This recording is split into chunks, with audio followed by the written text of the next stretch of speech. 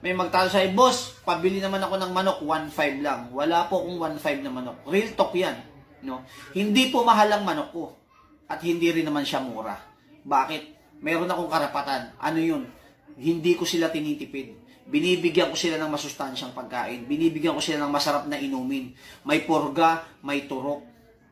At hindi po tayo nagtitipid pagdating sa mga pinapainom.